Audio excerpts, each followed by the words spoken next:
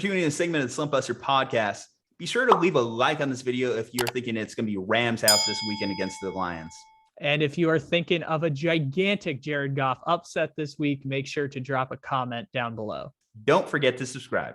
Speaking of revenge games, though, let's talk about this week's premier revenge game that you forced my hand in selecting for our top 5 here. We have the Lions going against the Rams. Let's see what that current line is sitting at. Currently, and before we make jokes about that, Juju's alternative was picking the terrible Giants against the terrible Panthers, which I thought you wanted to make some Sam Darnold jokes, man. I was trying to think of you there. I thought you wanted to talk about how Sam Darnold evolved from 3-0 to 0-3 in the last 3 games here. No, I just would have spent the 5 minutes ranting. It's fine. We could talk about Jared Goff and the 0-6 Lions being 15-point underdogs in Los Angeles. Let's talk about that. So first of all, let's just get this out of the way here. We're both going with the Rams, I assume, correct? Well, actually, Juju, I would say no. Okay. I was gonna. You were about to get roasted hard, my friend, for that one. Now, here's the thing I will say. I want the Lions to win. I really do. It would be so poetic in a way if the Lions, led by Jared Goff, won this game, because as much as we talk about Matthew Stafford and his relationship with the Lions, I think how Sean McVay and Jared Goff had that split at the end was one of those more toxic style breakups in recent years. McVay, I saw, had a quote earlier this week where he was kind of like talking about how he wishes that things went a little bit differently at the end, because he basically didn't even tell Jared Goff that he was getting traded personally. It was something that Jared Goff really found out via Twitter, according to some of the reports there, because obviously McVay and Stafford really got things done in their little vacation to Cabo, which is funny as an I understand too, because apparently Kyle Shanahan was in Cabo at the same time, one of those offseason storylines to talk about. But it would be something if the Lions were able to win this game. It's not going to happen, but it would be one of those greater memories that we remember years from now. Do you remember when Jared Goff went into Los Angeles, just had a game for the ages? Man Campbell got his first win. By the way, I actually have really grown to appreciate Dan Campbell over the recent weeks. I know people want to clown on him for having that emotional moment after the loss a couple weeks ago against the Vikings where he was crying, but I'm not going to lie. I kind of like that enthusiasm as a coach, that he cares about his players and his team that much. He knows that his team isn't that good, but I think that the Lions should give Dan a little bit more run out there. Like, give him a couple more seasons to really get this turned around, because I am starting to see the Lions play well. They have started to play better. They had a bad week against the Bengals, but the Bengals are just a good team this year. So I don't blame them for game blowing out in that game. I don't blame them for game blowing out in the Niners game in week 1. At this point, it's just a talent issue for the Lions. But I think that the players, if you're seeing the effort there, you're starting to see that culture change. That's a good thing. That's why you change at head coach, because you want the culture to change. That's why you get rid of a Matt Patricia, because he's not motivating the players like Dan is. Now, can he maintain this type of shift over years? That's going to be the question that he's going to need to be answered. Can he draft players that help that minutia of the team? That's going to be the thing that Dan's going to have to answer over the next couple of years.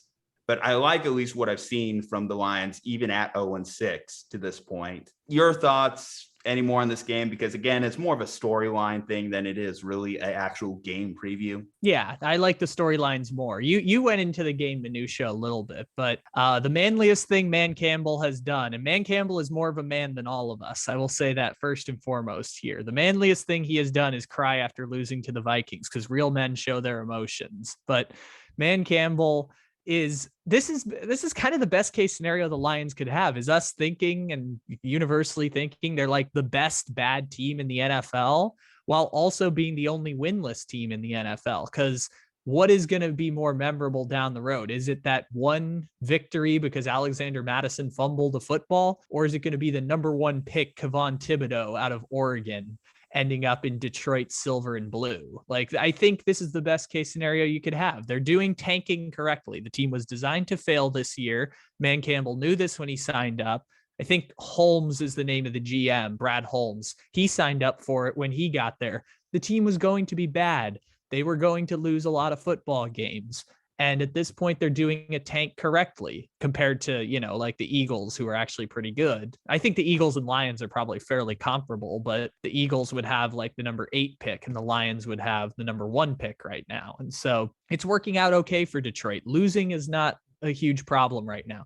Maybe you want to avoid going 0-17 just because you become a bit of a laughing stock, but ideally just win the 1 and you're fine. But if this was the one, could you imagine? That would just make their entire season. That was where I was going to go next. It's like, we don't talk enough about how that Goff McVay thing finished out, because there was a great insider report done by ESPN. I forgot the name of the lady who did the reporting, but it was really well done inside the Rams organization, where Jared Goff and Sean McVay did not talk to each other the last 6 weeks of last season. Like, they communicated through assistant coaches and would not talk to each other other than just the cliche, let's just get through this conversation so we can go to the next thing.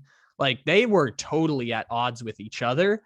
And McVay, unlike a lot of other teams, wasn't willing to just sit still and be terrible. He was willing to sacrifice draft picks and cap space, et cetera, to try and get out from that situation, because they had clearly made a mistake with Jared Goff and he didn't develop the way they had anticipated that he would develop after his 3rd season.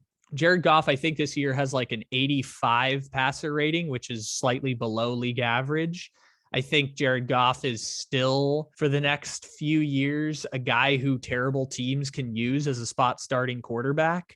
The Lions might use him next year. I don't know if Man Campbell's going to want to keep Jared Goff that long. Maybe they'll just make him the backup. But I think Jared Goff is kind of capable of starting in the NFL still, and he'll be the Lions quarterback the rest of the season, even if Man Campbell has issues with him. He'd love to get the revenge against the Rams. It would be like Rocky going the distance in that old movie that Sylvester Stallone was in. For young people my age. So Rocky was this movie that came out in the 1970s. It won Best Picture. It was a sports movie. Yeah, it was pretty good. You really have to preface Rocky? Is that where we've gotten as a society? We have to Rocky was made 27 years before I was born. So I'm only 7 years older than you.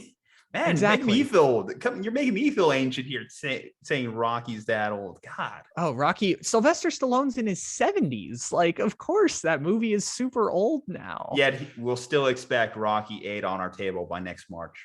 Is it Creed now? I don't even know. Either way, I get where you're getting at. That situation was so bad at the end for the Rams between Goff and McVay that it would be almost, in a way, justice if Jared Goff would get this win.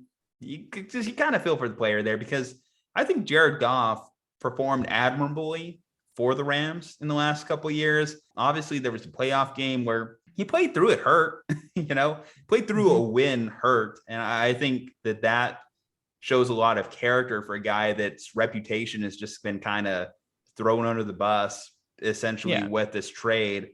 Because prior to this, and yes, the Rams are 5-1 now. And if you ask the Rams or anyone in the Rams organization, any Rams fan, they probably said, 10 out of 10, I would make this trade, Goff or Stafford. But it's not like Stafford was coming in with this glowing reputation of playoff success, MVPs, top 5 finishes. He himself had a troubled history that, yes, we wrote a lot off on the Lions organization for, but Jared Goff, at bare minimum, he was a guy that was in a Super Bowl a couple of years ago.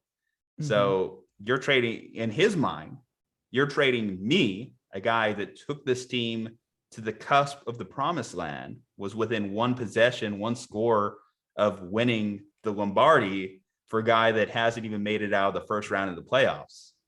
But that's a super simplistic way of everyone's the hero of their own story. That's my thing. If you're coming at it from Jared Goff's point of view, I think he would probably look at that and tell you that's how he views this situation. Yeah. In his mind, he might even think he's better than Matthew Stafford. Whether that's right or wrong is for us to interpret from a nonpartisan standpoint here. Oh yeah, no, I'll tell you it's wrong. Like there's no way Jared Goff is better than Stafford, but even still, like I think we all knew that, hence why they gave up 2 first-round picks to get Stafford plus Goff. But Goff's story reminds me a lot of Trubisky. We can finish on this because again, this game is a 15-point spread, but even still, Goff reminds me of Trubisky, where it's not that they've played poorly. I mean, they're not great. It's just we set the bar way too high and set them up to be disappointing. For Goff, that's with the contract extension. That set the bar super high for him. And for Trubisky, it's just that he's not Mahomes and Deshaun Watson, who were drafted immediately after him. I think the same thing might start happening to Tua as well, as Herbert plays out of his mind. And Tua plays pretty well, but he's not Justin Herbert. And so I think we're just setting the bar super high where perception is different than reality. Jared Goff's probably like the 27th best quarterback in the NFL right now. Like he's kind of in that tier of guys just holding on to starting jobs, and he's set up in a position where he's going to fail. But even still, it was never a case where Jared Goff should have been the highest paid quarterback in the NFL. And it just happened to flame out spectacularly for the Rams in the 2 years after that.